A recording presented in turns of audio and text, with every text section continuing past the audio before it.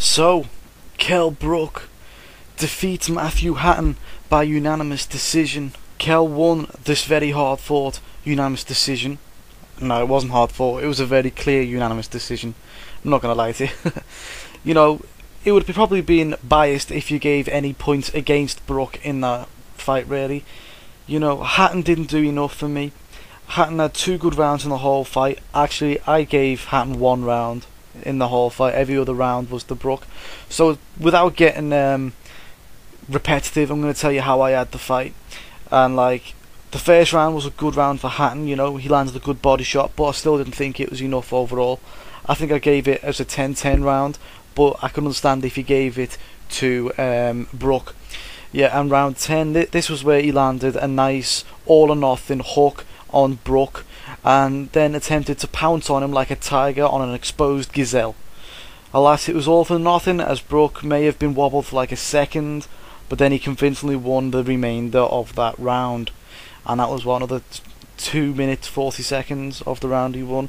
So, actually I gave that round 10 to Hatton, but if you want to give it to Brook as well, that's fine. Otherwise, I'd have had it as a whitewash of the scorecards, really. And I think one of the judges did have it that way. Anyway, like I did say, I had 11 out of 12 rounds for Brook. Gave Hatton round 10 based on 1 punch because I felt like I was bullying him if I didn't. So, was it a good fight in hindsight? And yeah, it was. You know, we got the British number 1 and number 2, and it put them in a ring, and it added a few, you know, ABC belts together, which double up as number 1 contender belts in theory, you know, to the champions, like, you know, Berto and Ortiz, if they wanted to fight him. You know, it's not going to happen, that one, I'll tell you why later. Or Sinchenko Malignaggi, the winner of that bout. The fact that this was a domestic match also shows that, you know, even though this is 100% now a business over a sport, you can still get good fights if you've got no egos in the way, and, you know, the fans are put first.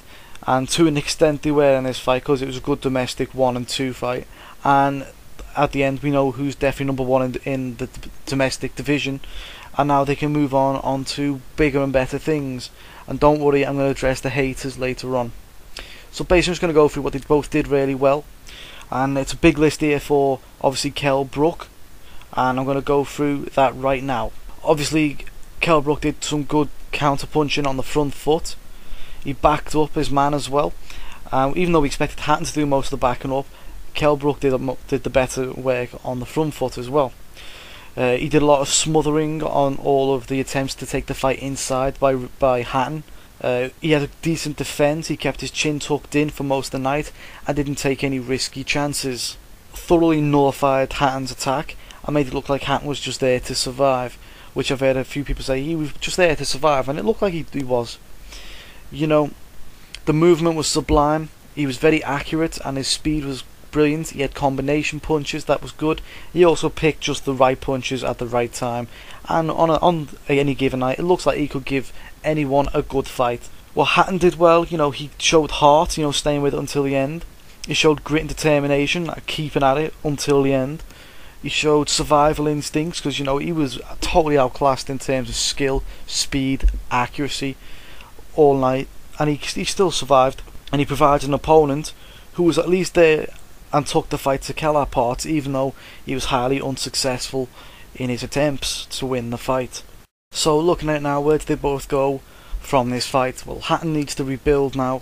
He needs to fight a few more domestic level boxers and then try to tempt someone like Frankie Gavin into the ring next year. He could also go back to European level, try and get his European belt back, and maybe go for a fight with someone like Sinchenko. You see, now Brook on the other hand, he has other options, and there's some options that are good and some that are not. You know, Berto and Ortiz are out of his league right now. Maybe we think that he would have a good shot with them, but he's not got a name to tempt them into a fight yet.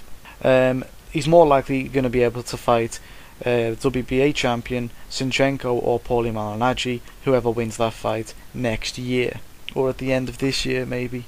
Okay, so now I'm just going to go and address some of these haters of Kell Brook, because let's be honest, he has a lot of haters. You know, he's got so many haters for someone who's not even on the world scene yet.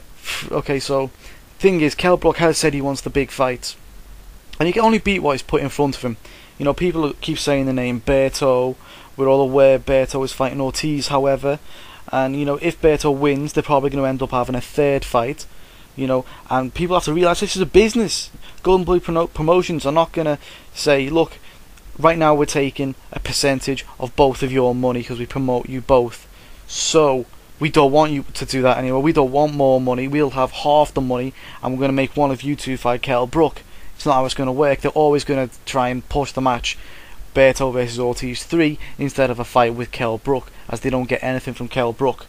Like, there's a lot of people who are already criticising a lot of these fighters that Brook has been facing lately. Now you see, what they're saying is there's guys like Love Mondo and Matthew Hatton, they're not good enough for Kell Brook. But let me tell you something right now, and this is the God honest truth. If they're good enough for Saul Alvarez, then they're good enough for Kell Brook.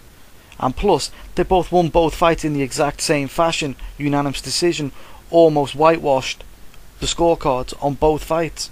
You know, they've both done the exact same thing, so how is it that Saul Alvarez is good, it's okay for him but not okay for Kell Brook? I don't understand. Next thing, people have already read it on some videos that people are saying if Kell Brook fights the winner of Paulie Malignaggi versus Sinchenko, then I will not be happy.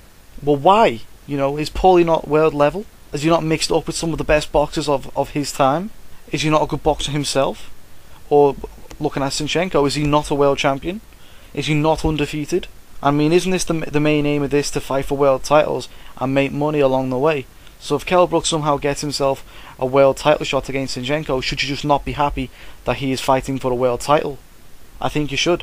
I don't understand these haters. I really do not understand them. You know, what do they expect? Do they expect, you know, Manny Pacquiao or Floyd Mayweather to come out and say, I've just watched one hell of a bout between two guys pushing themselves to get onto the world level, so therefore I want to fight this guy Kell Brook next. Do any of you know of him? Oh, you don't know of him. Oh, why? Because he's never been on HBO, never been on this other channel. He's only known predominantly in the UK. Don't worry, I'll fight him. You know, we'll have a good little fight.